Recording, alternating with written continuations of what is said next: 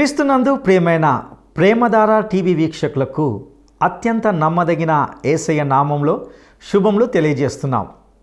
నేటి మన పాఠంలో నిర్గమకాండము 19వ అధ్యాయము 16 నుండి 25 వరకు ధ్యానించుకోబోతున్నాం. గత పాఠంలో మనము దేవుడు తన ప్రజలైన ఇశ్రాయేలీలను ఐగుప్తు దేశంలో నుండి తన కృపను బట్టి ఎలా విడిపించి నడిపించి కాపాడి బయటికి తీసుకుని వచ్చాడో వారికి తెలియజేసినట్లుగా గమనించాం. ధర్మశాస్త్రము దేవుని కృపల మధ్య గల వ్యత్యాసం, కృప ఏ విధంగా పనిచేస్తుందో, దేవుని కృప మన జీవితాల్లో ఎటువంటి బాధ్యతను నిర్వహిస్తుందో కూడా తెలుసుకున్నాం. అదేవిధంగా ధర్మశాస్త్రం మనకు బోధించేది లేక మనిషి నుండి ఏమని ఆశిస్తుందో వింటూ వచ్చాం. అయితే ధర్మశాస్త్రాన్ని నెరవేర్చడం ఎంతటి అసాధ్యమో మరియు మన స్వభావం ఎట్టిదో కూడా తెలుసుకున్నాం. ఇక సీనాయి కొండ మీద దేవుడు వారికి ధర్మశాస్త్రంను ఇవ్వడానికి ముందు వారిని సిద్ధపరిచి అనేక అంశాలను బోధించినట్టుగా నేటి పాఠంలో మనం చూడబోతున్నాం. ధర్మశాస్త్ర బహుకరణ ప్రధాన దృశ్యం ఎంత గంభీరమైనదో వింటాం.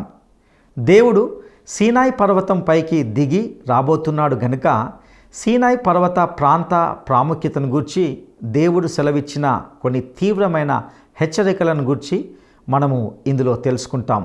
ఇందులో ప్రతిదీ ఎన్నో ఆధ్యాత్మిక సత్యాలతో నిండి ఉన్నది కనుక శ్రద్ధగా ఆ విషయాలను నేటి పాఠంలో తెలుసుకుందామా?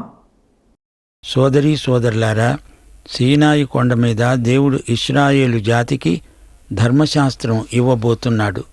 అది భయంకరమైన దృశ్యం.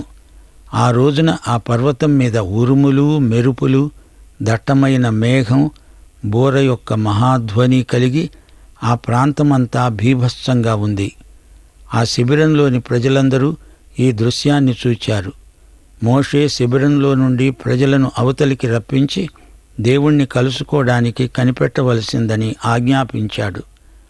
యెహోవా అగ్నితో సీనాయి పర్వతం మీదికి దిగి వచ్చినందున అదంతా ధూమమయమై కనిపించింది. దాని ధూమము కొలిమి ధూమం వలె లేచింది.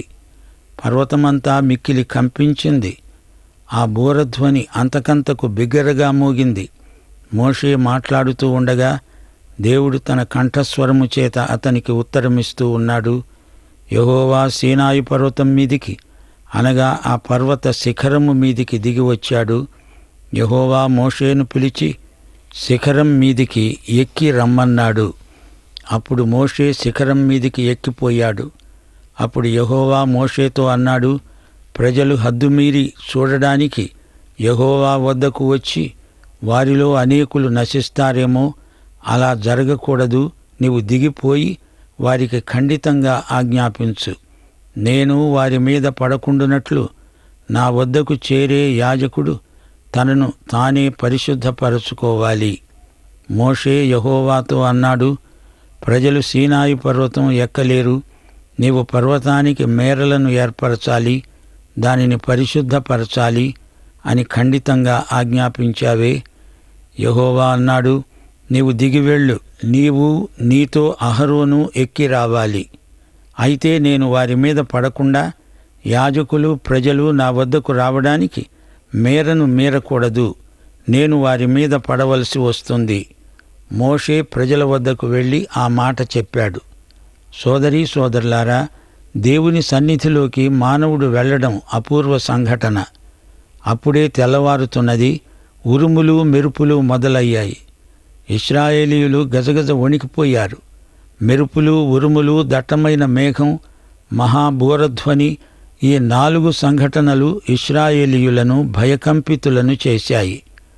మోషే ప్రజలను వారి శిబిరములో నుండి స్వయంగా నడిపించుకొని తెచ్చాడు. దేవుడు ఒక సరిహద్దు గీత గీశాడు. దానిని మోషే ప్రజలకు చెప్పాడు. ఇది దాటి ఎవ్వరూ రాకూడదు అని చెప్పాడు. ప్రజలందరూ నిలువబడి ఉన్నారు. సీనాయి కొండ మేఘం చేత ఆవరించబడింది. బూర ఎంతోసేపు మోగింది. అంతసేపు గుక్క తిప్పుకోకుండా బూరను ఊదారంటే అలాంటిది దేవదూతలు మాత్రమే చేయగలరు. దేవుడు మోషేతో మాట్లాడాడు. మోషే దేవుని స్వరం విన్నాడు. దేవుడు స్వయంగా సీనాయి కొండ మీదికి దిగి వచ్చాడు.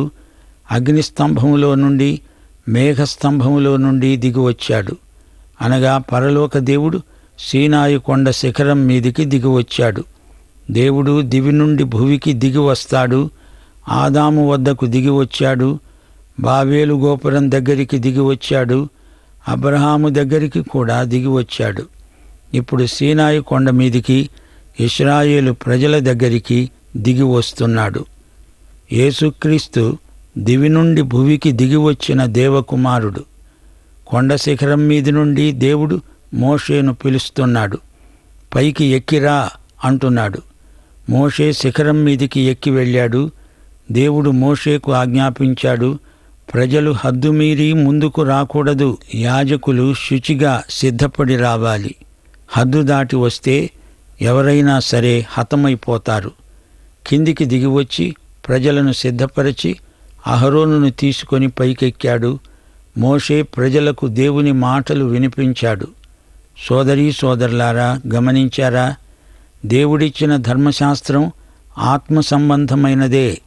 ధర్మశాస్త్రము ఉన్నత ప్రమాణములు గల దేవుని శాసనం. యెషయా గ్రంథం 41వ అధ్యాయం 8వ వచనం ప్రకారం ఇశ్రాయేలు దేవుడు ఏర్పరచుకొన్న జనాంగం. వీరు దేవుని స్నేహితుడైన అబ్రహాము సంతానం. దేవుడు ధర్మశాస్త్రాన్ని అనుగ్రహించాడంటే ప్రజల నైతిక ప్రమాణాలు దిగజారిపోతున్నట్లు వారికి కనపరిచాడు. ధర్మశాస్త్రమే లేకపోతే ప్రజలకు పాపమంటే ఏమిటో, అది ఎంత భయంకరమైనదో తెలియదు. దశాజ్ఞలు దేవుడు 2 పలకల మీద రాసి ఇచ్చాడు. అయితే రూపాంతరపు కొండ మీద యేసు ప్రభువు దశాజ్ఞలను మించి తన శిష్యులు జీవించగలరని నిరూపించాడు. దేవుణ్ణి మాత్రమే ఆరాధించాలి, విగ్రహారాధన చేయకూడదు అని ధర్మశాస్త్రం చెబితే యేసుక్రీస్తు ఎవ్వడూ 2 యజమానులను సేవించలేడు అన్నాడు. దేవుని నామము వ్యర్థంగా ఉచ్చరింపకూడదు అని ధర్మశాస్త్రం అంటే దేవుని పేరట ఒట్టు పెట్టుకొనకూడదు అని యేసు అంటున్నాడు. సబ్బాతు ఆచరించు అని ధర్మశాస్త్రం అంటే ప్రభు అన్నాడు. సబ్బాతు మానవుని కోసం కాని మానవుడు సబ్బాతు కోసం కాదు. సబ్బాతు రోజున ఏమి చెయ్యాలో చెప్పడానికి యేసుకు అధికారమున్నది. నీ తల్లిదండ్రులను సన్మానించు అని ధర్మశాస్త్రం అంటే యేసు ప్రభువు నీ తల్లిదండ్రులను సహితం నాకంటే ఎక్కువగా ప్రేమిస్తే నా శిష్యుడవు కానేరవు అన్నాడు. హత్య చేయవద్దు అని ధర్మశాస్త్రం అంటే నీ సోదరుని మీద కోపగించినా అది హత్యతో సమానం అన్నాడు యేసుక్రీస్తు. వ్యభిచారం చేయవద్దు అని ధర్మశాస్త్రం అంటే ఒక స్త్రీని మోహపు చూపుతో చూస్తే అది వ్యభిచారమే అన్నాడు యేసుక్రీస్తు. దొంగతనం చేయవద్దు అని ధర్మశాస్త్రం అంటే నీ అంగీ ఎవడైనా తీసుకుంటే వానికి నీ కండువా కూడా ఇచ్చివేయి అంటున్నాడు యేసుక్రీస్తు. అబద్ధం చెప్పవద్దు అని ధర్మశాస్త్రం అంటే నీవు వ్యర్థంగా పలికే ప్రతి మాటను గురించి తీర్పు దినమున లెక్క అప్పగించాలి అంటున్నాడు యేసుక్రీస్తు. అసూయ కూడదు అంటుంది ధర్మశాస్త్రం. లూకాసు వార్త 12వ అధ్యాయం 15వ వచనంలో ఏ విధమైన లోభానికి ఎడమియ్యకూడదని ప్రభు అన్నాడు. సోదరీ సోదరులారా, సీనాయి కొండ మీద ఏమి జరుగుతున్నదో చూడాలని కుతూహలంతో ఎవరైనా హద్దుమీరి వస్తే అలాంటి వ్యక్తులు హతమైపోతారు. వారు స్వరం వినాల్సిందే కాని స్వరూపం చూడలేరు. యోహాను సువార్త 1వ అధ్యాయం 18వ వచనంలో చెప్పినట్లు ఎవడునూ ఎప్పుడునూ దేవుణ్ణి చూచి ఉండలేదు. తండ్రి వక్షమున ఉన్న అద్వితీయ కుమారుడే ఆయనను బయలుపరచాడు. మేము ధర్మశాస్త్రం ప్రకారం చేస్తాము అన్నారే గాని ఎవ్వరూ చెయ్యలేరు. అనుభవం ద్వారా వారు అదే నేర్చుకున్నారు. అది ధర్మశాస్త్ర యుగం. ఇప్పుడు మనం జీవిస్తున్నది కృపాయుగం. ఈ రెండిటికీ ఎంతైనా తేడా ఉంది. సోదరీ సోదరులారా, దేవుడు నిర్దేశించిన నైతిక సూత్రాలు మానవులందరూ పాటించాలి. కాని ఏ మానవుడు నీతిమంతుడు కాడు. క్రీస్తును అంగీకరించినప్పుడు నీతిమంతుడవుతాడు. నీతిమంతుడు క్రీస్తునందు ధర్మశాస్త్రమునే కాదు, దాన్ని మించి చెయ్యగలడు. ధర్మశాస్త్రం 1 మైలు రమ్మంటే కృప 2 మైళ్ళు వెళ్తుంది. ధర్మశాస్త్రం చేయలేనిది కృప చేయగలదు. ధర్మశాస్త్రాన్ని నెరవేర్చిన యేసుక్రీస్తు రక్షించబడిన వారి నైతిక ప్రమాణాన్ని ధర్మశాస్త్రం కంటే ఉన్నతమైనదిగా రూపొందించాడు. ఈ రోజున విశ్వాసుల జీవిత విధానం ప్రత్యేకమైనది. క్రైస్తవం పరిశుద్ధతను ఎత్తి చూపుతుంది. మానవ జీవితాన్ని యేసుక్రీస్తు పవిత్రం చేస్తాడు. ఆయన విమోచన శక్తి అమోఘమైనది. పాపదాస్యం నుండి యేసు మాత్రమే మానవులను విమోచించగలడు. నైతిక పవిత్రత క్రైస్తవ ఆదర్శం కాదు, వాస్తవికత. ఇది ఆదర్శాన్ని మించినది. అయితే ఈ పవిత్రత దానంతట అది రాదు. పవిత్రతను నిర్వహించుకోవాలి. నైతిక పవిత్రత యువతీ యువకులను ఆకర్షించాలి. ఏది కావాలో కోరుకోవటంలోనే విశ్వాసి జ్ఞానం కనపడుతుంది. విలువలను తారుమారు చేస్తాడు సైతాను. ఏది కావాలో కోరుకోవటంలో ఒక నైతిక యుద్ధం ప్రవర్తిల్లుతుంది. గలతీ పత్రిక 5:17 శరీరము ఆత్మకు, ఆత్మ శరీరానికి విరోధముగా అపేక్షిస్తాయి. ఇవి ఒకదానికొకటి వ్యతిరేకముగా ఉన్నాయి. గనుక మీరు ఏవి చెయ్యాలనుకుంటారో వాటిని చెయ్యలేకపోతారు. ఈ రెండిటి మధ్య మానవుడు ఇరుకునబడిపోతున్నాడు. విశ్వాసి ఒక మైనపు బొమ్మ కాడు. ఇతడు స్థిరమైన తీర్మానం చేసుకోవాలి. నైతిక పవిత్రతను కాపాడుకోవడానికి అవసరమైన సామర్థ్యము, శక్తి పరిశుద్ధాత్మ అనుగ్రహిస్తాడు. క్రైస్తవం పరిశుద్ధత కోసం నిలువబడే ఉద్యమం. ఈ ఉద్యమం వర్ధిల్లాలి. పవిత్ర జీవితానికి వ్యతిరేక శక్తులు ఎన్నెన్నో పనిచేస్తాయి. ఈ రోజున ఈ నైతిక పోరాటం మరీ ఉద్ధృతమైపోయింది. 1 రాజులు 8:23 సొలొమోను చేసిన ప్రార్థన వినండి. యెహోవా, ఇశ్రాయేలీయుల దేవా, పైనున్న ఆకాశమందు గాని భూమియందు గాని మీ వంటి దేవుడు ఒక్కడూ లేడని ఎరుగుదుము. పూర్ణ మనస్సుతో నీ దృష్టికి అనుకూలముగా నడిచే నీ దాసుల విషయం నీవు నిబంధనను నెరవేరుస్తూ కనికరము చూపుతూ ఉంటావు. యెషయా 43:2 దేవుడు తన బిడ్డలతో అంటున్నాడు, నీవు జలములలో బడి దాటేటప్పుడు నేను నీకు తోడై ఉంటాను. నదులలో బడి వెళ్ళేటప్పుడు అవి నీ మీద పొర్లిపారవు. నీవు అగ్ని మధ్యను నడిచేటప్పుడు కాలిపోవు, జ్వాలలు నిన్ను కాల్చవు. దేవుని పరిశుద్ధత అన్ని శోధనలను, పరీక్షలను గెలుస్తుంది. పరిశుద్ధత అనేది గొప్ప ఆధ్యాత్మిక శక్తి. దేవుడు పరిశుద్ధుడు గనుక మనం పరిశుద్ధులమై ఉండాలి. గలతీ పత్రిక 6:7-10 మోసపోవద్దు, దేవుడు వెక్కిరింపబడడు. మనుష్యుడు ఏమి విత్తుతాడో ఆ పంటనే కోస్తాడు. ఏలాగనగా తన శరీరేచ్ఛలను బట్టి విత్తేవాడు తన శరీరము నుండి క్షయమనే పంట కోస్తాడు.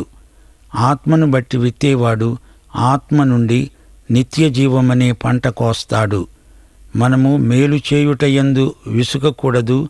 అలయక మేలు చేసితిమేని తగిన కాలమందు పంట కోస్తాము. కాబట్టి మనకు సమయము దొరికిన కొలది అందరి ఎడల, విశేషముగా విశ్వాస గృహమునకు చేరిన వారి ఎడల మేలు చేయాలి. సోదరీ సోదరులారా, వింటున్నారా? విశ్వాసులందరూ పరిశుద్ధులై ఉండడం దేవుని చిత్తం. యాకోబు పత్రిక 1:27 తండ్రి అయిన దేవుని ఎదుట పవిత్రమును నిష్కళంకమునైన భక్తి ఏదనగా దిక్కులేని పిల్లలను, విధవరాండ్రను వారి ఇబ్బందిలో పరామర్శించటము, ఇహలోక మాలిన్యము తనకు అంటకుండా తనను తాను కాపాడుకొనటమే. సోదరీ సోదరులారా, దేవుని సేవలో సాంఘిక క్షేమం ఇమిడి ఉంది. ఆధ్యాత్మిక సేవ, సాంఘిక సేవ ఈ రెండు ఒకే నాణ్యానికి ఇరువైపులు. గమనించండి. నిర్గమకాండం 19 ధర్మశాస్త్రానికి సిద్ధపాటు. వారు ఈజిప్టు నుండి బయలుదేరి సీనాయి అరణ్యానికి వచ్చి ఆగారు. సీనాయి పర్వతం ఎదుట ఇశ్రాయేలీయులు ఆగారు. దేవుడు వారికి స్పష్టంగా చెప్పాడు, నేను మిమ్మును గద్దరెక్కల మీద మోసి మిమ్మును చేర్చుకున్నాను. నా మాట మీరు వినాలి, నా నిబంధనలను అనుసరించి నడుచుకోవాలి. లోకంలో అనేక జాతుల మధ్య మీరుంటారు. మీరు ఎక్కడ ఉన్నా నా నిబంధనను అనుసరించి నడుచుకోవాలి. సమస్త దేశ జనులలో మీరు నాకు స్వకీయ సంపాద్యం. మీరు నాకు యాజక రూపమైన రాజ్యం, పరిశుద్ధమైన జనం. ఇశ్రాయేలీయులు ధర్మశాస్త్రమంతా ఆచరిస్తాము అని చెప్పారు, కాని అది అసాధ్యం. ధర్మశాస్త్రాన్ని ఏ నరమాత్రుడు నెరవేర్చలేడు. ధర్మశాస్త్రాన్ని స్వీకరించేటప్పుడు ఇశ్రాయేలు ప్రజలు విరిగి నలిగిన హృదయాలతో రావాలి. దేవుడు మబ్బుల్లో వచ్చాడు, మేఘవాహనుడై వచ్చాడు. పర్వతమంతా ఆ సమయంలో భయంకర దర్శనంగా మారింది. ముట్టితే చాలు, జనం హతమైపోతారు. పర్వతాన్ని ముట్టినవాడు నేరస్తుడు, అతనికి మరణశిక్ష విధిస్తారు. మనుష్యుడు గాని మృగాలు గాని పర్వతానికి దగ్గరకు రావడానికి వీల్లేదు. ప్రజలందరూ శుచిర్భూతులై వచ్చారు, తమను తాము పవిత్రపరుచుకున్నారు. స్త్రీ పురుషులు ఎట్టి అపవిత్ర కార్యం చేయకూడదు. ఉరుములు మెరుపులు మొదలైనాయి. బూరధ్వని బహుబలంగా వెలువడింది. అగ్ని పొగ అంతటా కమ్ముకొన్నది. కొలిమి పొగలాగా సెగలు కక్కింది. పర్వతమంతా గజగజ వణికిపోయింది. రాను రాను బూరధ్వని పెద్దదిగా చొచ్చింది. మోషే అడిగిన దానికి దేవుడు జవాబిస్తున్నాడు. యెహోవా కంఠం పరిసరాల మారుమ్రోగింది. మోషే పర్వతము మీదికి ఎక్కిపోయాడు, తిరిగి దిగివచ్చాడు. ప్రజలకు కొన్ని మేరలను దేవుడు ఏర్పరిచాడు. సోదరీ సోదరులారా, గమనించారా? ధర్మశాస్త్రం కావాలని అడిగారు. గద్దరెక్కల మీద ప్రయాణం వారికి ఇష్టం లేకపోయింది. ధర్మశాస్త్రాన్ని కోరి తెచ్చుకున్నారు. దాని ద్వారా వీరి అసలు స్వభావం రుజువుకు వచ్చింది. సున్నపు రాతిని నీళ్లలో ముంచితే అందులో నుండి అగ్ని వచ్చినట్లు ధర్మశాస్త్రం వచ్చినప్పుడు పాపానికి బలం వచ్చింది. మనం ఈ రోజున ధర్మశాస్త్రానికి లోబడి కాడిని మోయవలసిన అవసరం లేదు. ప్రయాసపడి భారం మోసుకొనే సమస్త ప్రజలకు ధర్మశాస్త్రపు కాడి నుండి విడుదల. యేసు ఆజ్ఞలు భారమైనవి కావు, కాని ధర్మశాస్త్రపు ఆజ్ఞలు ఎంతో భారమైనవి. ధర్మశాస్త్రం ఆజ్ఞలనైతే జారీ చేస్తుంది గాని వాటిని అమలుపరచడానికి శక్తి ఇవ్వజాలదు. యేసుక్రీస్తు ఆజ్ఞలనిచ్చినా ఆ ఆజ్ఞలు చేయడానికి శక్తిని ప్రసాదిస్తాడు. ఈ అధ్యాయంలో ఒక పరమ సత్యం మనం గుర్తించాలి. పాపాన్ని దేవుడు అసహ్యించుకుంటాడు. దేవుణ్ణి సమీపించే అర్హత మానవునికి లేదు. దేవుని ఆజ్ఞలు వెల్లడి అయినప్పుడు ప్రజలకు భయం కలిగింది. కాని ఇప్పుడు యేసుక్రీస్తు ద్వారా సంతోషంతో దేవుణ్ణి సమీపించగలం. ధర్మశాస్త్రం వలన పాపమనగా ఏమిటో తెలుస్తుంది. ధర్మశాస్త్రాన్ని జవదాటితే అది దేవునికి కోపం తెప్పిస్తుంది. అవిధేయుల మీదికి శాపం, మరణం, శిక్ష వస్తాయి. ధర్మశాస్త్రంలో లోపమేమీ లేదు. అది పవిత్రమైనది, న్యాయమైనది, శ్రేష్టమైనది. కాని మానవత అపవిత్రమై అన్యాయంతో, చెడుతనంతో నిండిపోయింది. మానవుడు తన భ్రష్ట స్వభావం వల్ల దేవుని ఆజ్ఞలను పూర్తిగా పాటించలేకపోతున్నాడు. మా శ్రోతలు ఒక సత్యాన్ని గ్రహించాలి. ధర్మశాస్త్రం మనుష్యులకు రక్షణ ఇవ్వలేదు. రక్షణకు ఆధారం దేవుని కృప. ధర్మశాస్త్ర సంబంధమైన క్రియలు రక్షణకు ఆధారం కాజాలవు.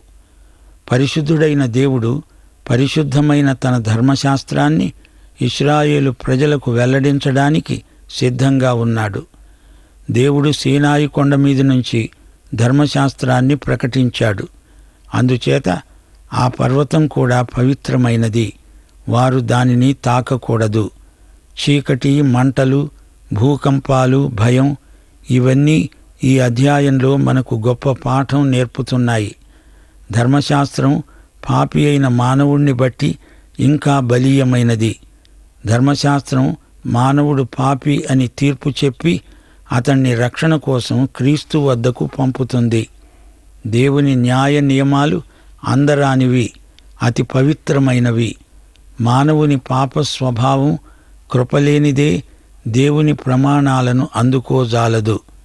మనల్ని గురించి, దేవుణ్ణి గురించి ప్రాథమిక సత్యాలను, ప్రధాన సత్యాలను నేర్పటమే ధర్మశాస్త్రం చేసే పని.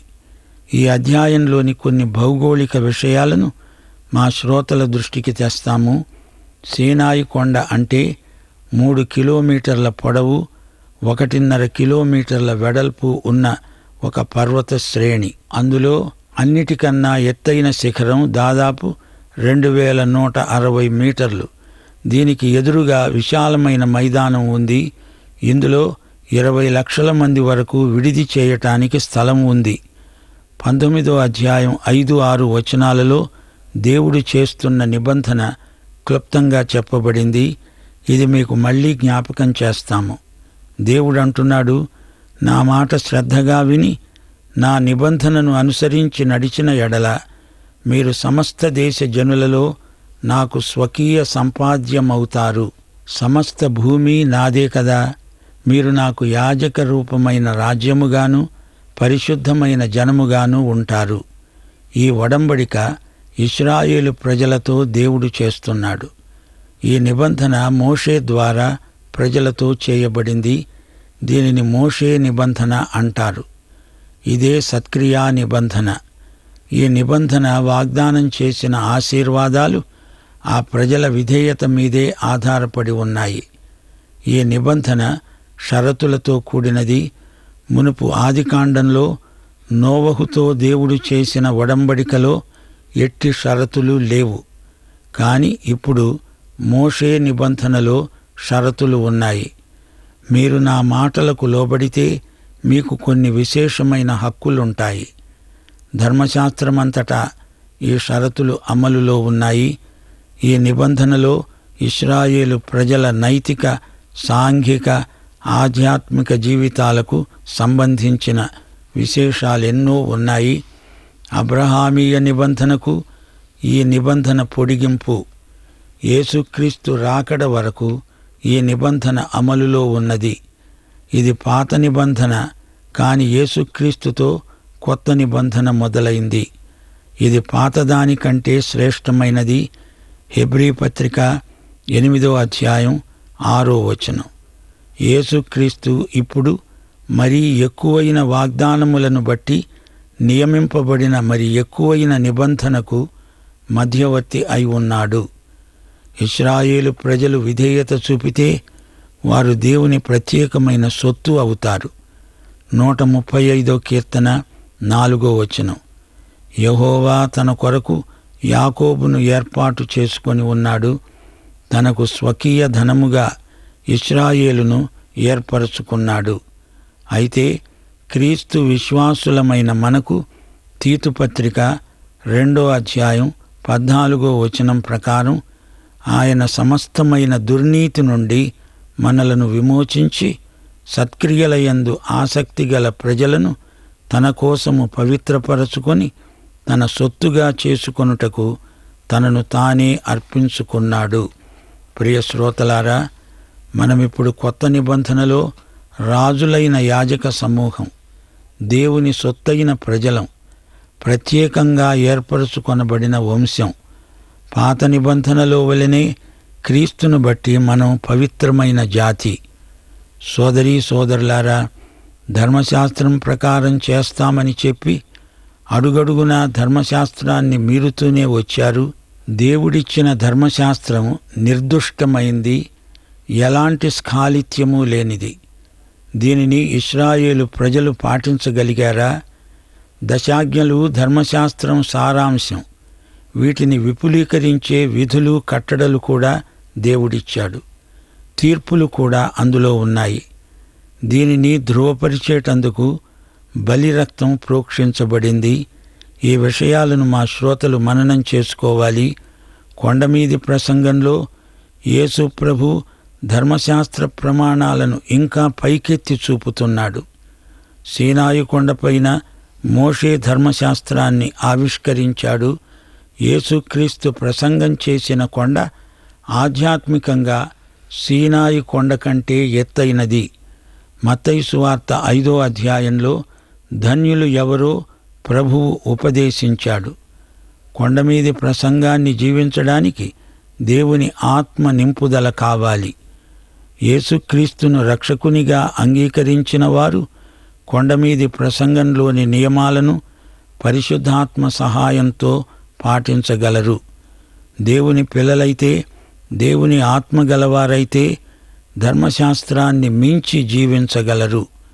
సోదరీ సోదరులారా, కొండమీది ప్రసంగాన్ని మోకాళ్లపై చదవండి, జీవించండి.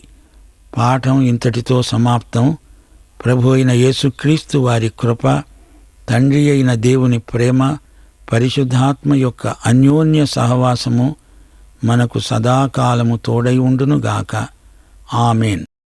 ప్రియులారా, ఇంతవరకు విన్నటువంటి సందేశం ద్వారా ఎన్నో విలువైన ఆధ్యాత్మిక సత్యాలను మీరు తెలుసుకొని ఉన్నారని భావిస్తున్నాం.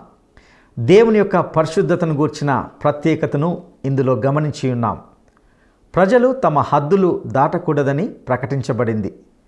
నిరంతరము దేవుని సన్నిధిలో జీవించవలసిన దేవుని ప్రజలంగా అట్టి జీవితం కొరకు మనం కూడా ఇవే నియమాలు పొందాం. దైవ సంబంధిత జీవితము, పరిశుద్ధత కోయినటి ఉద్యమం. ఇటు జీవితం సమస్త శోధనలను గెలుస్తుందని విన్నాం. విశ్వాసులు అందరూ పరిశుద్ధ జీవితం కలిగి ఉండడం దేవుని చిత్తం. ఈ విధమైన జీవితం కాదని వారు ధర్మశాస్త్రాన్ని కోరుకున్నారు. వారు ధర్మశాస్త్రాన్ని నెరవేర్చలేని బలహీనులుగా ఉన్నారు. ధర్మశాస్త్రం యొక్క శ్రేష్టత, ప్రశస్తత, పరిశుద్ధత, ప్రాముఖ్యత ఈ పాఠంలో విన్నాం. ముఖ్యంగా ధర్మశాస్త్రానికి మరియు కృపకు ఉన్న వ్యత్యాసాన్ని గూర్చి ఎన్నో విషయాలను మనం తెలుసుకున్నాం. కృపకు చక్కటి నిదర్శనం యేసుక్రీస్తే. ధర్మశాస్త్రాన్ని నీవు నేను నెరవేర్చలేమనే యేసుక్రీస్తు మన కొరకు కృపారూపంలో మనల్ని చేరుకున్నాడు. మన మంచి క్రియల చేత ఎప్పటికీ దేవుని చేరుకోలేం. ఎందుకంటే అవి ఆయనకు మురికి గుడ్డల వలె ఉన్నాయి. కేవలము యేసుక్రీస్తు రక్తమే నిన్ను నన్ను పవిత్రపరిచి దేవుని యొద్దకు వెళ్ళగలిగే శక్తిని, ప్రవేశాన్ని కలగజేస్తుంది. ఆయన రక్తంలో నీవు కడగబడ్డావా? లేకపోతే ఇదే గొప్ప అవకాశం, మిక్కిలి అనుకూల సమయం, నేడే రక్షణ దినం. అటి కృప దేవుడు మీకు దయచేయనుగాక. దైవాశీస్సులు.